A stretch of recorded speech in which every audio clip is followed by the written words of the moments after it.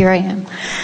And I had told myself, I bet I'm going to meet Esther. I just know it. I just know I'm going to meet Esther in person, and maybe I'll have a chat with her.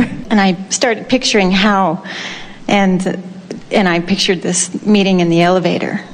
And then I said, yeah, right, whatever. And then yesterday evening, I was struggling with my keys. I couldn't find them. It took me 5 minutes at least. It was a ridiculous struggle. And then I go to the elevator after that, and there's Esther. And I didn't even say hello. I just got in the elevator, and I wanted to respect her privacy. But as I got out of the elevator, I got really excited because I knew that I had manifested that. And what seemed like a problem with the key, I got that, was inspired from broader perspective to accomplish what you wanted. It's always that way. And my life plays out like that all the time. I recognize it. Because things are always working out for you. Yeah. Yeah. Always. Yeah. And no matter how it seems in any moment, they always are. I'm tearing up with overjoy and excitement. I have two things I thought I'd bring up. Maybe one that might be a shorter answer than the second. I'm really excited because I've finally found the relationship that makes me so happy. And he's a freedom-seeking, joyous person, and I just adore him with everything about him is great. And there is an issue that comes up between us, or maybe between me and the things that he does. Wise, yeah. Is that in his freedom seeking, he really overconsumes alcohol. And when he does that, he gets really out of the vortex, and then I get out of the vortex because I observe it, and I have knee-jerk reactions to it. And the reason I thought it was interesting is because I don't have this problem personally as far as drinking goes, or drugs or anything. I don't have this issue. I never have. In fact, I enjoy drinking, and I don't mind when people do, but why does it have to be so much when it comes to him? It throws him into this really odd behavior. And I'm getting so much better at really just appreciating where he is and ignoring that issue. And I've spent a few months away from, a few weeks away from him, so I'm just missing him and really knowing that when we get back together in person that it's just going to be even better. But the reason it's interesting is because this is the third or fourth time in different relationships that big thing comes up. That was the next question that we were presenting to you. Is this something that you've experienced before and therefore is likely, because of your observation, somewhat active in your vibration? So, as we began here today, we were talking about the big question that sort of exploded into the room as a result of a lot of things that we were talking about, is how do I observe something and not have a practiced knee-jerk response to it? Because it's one thing to say, and it would be somewhat accurate to say, well, my desire for my relationship has been in the process of evolution, because most everything about this relationship is so much more in keeping with what I want than any other relationship that I've ever had. In other words, I through life have worked a lot of bugs out, and I've put a lot of the components of what I want in a relationship into my vortex, and almost all of them have flowed easily into my point of attraction, into my grid, into my real life manifested reality. But some of what I don't want is happening too. So the question that we want to put to you is, do you have the ability to focus around unwanted? We're putting that to all of you. Do you have the ability to focus around unwanted? Now, we'll make it easier. Do you have the ability to sometimes focus around unwanted? Yes. Is it inappropriate to look right at something that you don't want and have a negative knee-jerk reaction? Is that wrong? No. Is that normal? Yes. Does it feel good when it happens? No. So, if you're doing it for you and how you feel right here and now, rather than for some effect that you're trying to create later. So if I'm just thinking about what feels best to me right now, does it feel better to me to see something that I don't want and focus on it until I rev it up into a stronger vibration? Or does it feel better to me to minimize it? Feels better to minimize it. So,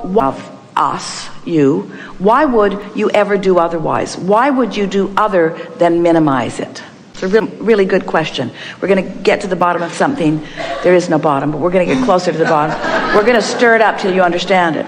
Why would you do that? It doesn't feel good when you do it. Can you think of a reason that you might make a big deal out of something that you don't want to make a big deal out of? In fact, you'd like it to go away.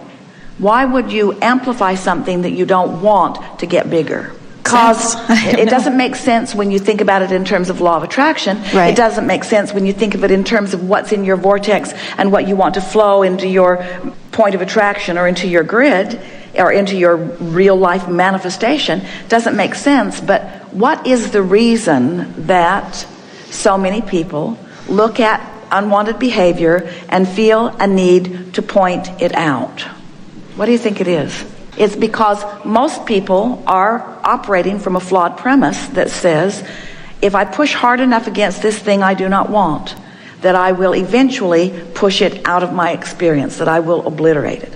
Your mass consciousness says, if we don't examine history and make a big thing of it, and make monuments about it and have anniversaries of tragedies, if we don't continue to do that, then history will repeat itself.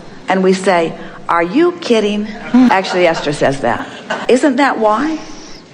It's a misunderstanding. Mm-hmm. But you know something different now. You know that if you amplify, if you talk about, if you give attention to, when you're dealing with a youngster and they're behaving in a way that you would rather that they didn't, and you shine a spotlight on it and ask them or tell them or insist that they stop it and that they stop it right now, first of all, they can't because they've got momentum going. Mm-hmm. And your attention to it is adding to the momentum. So now they're like obsessed with this thing that they know you don't want and they don't want.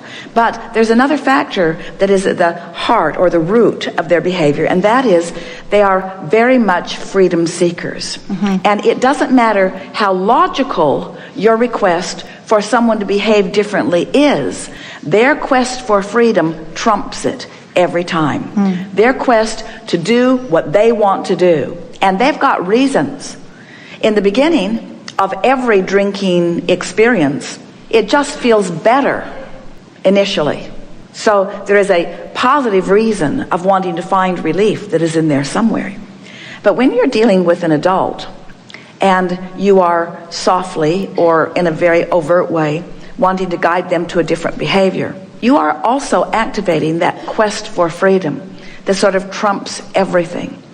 And you have to understand that just like you have some vibrational patterning going on within you from past relationships, he does too. He's been harassed about this for as long as he can remember. He's been harassed the least by me. Doesn't matter. He's cued for harassment.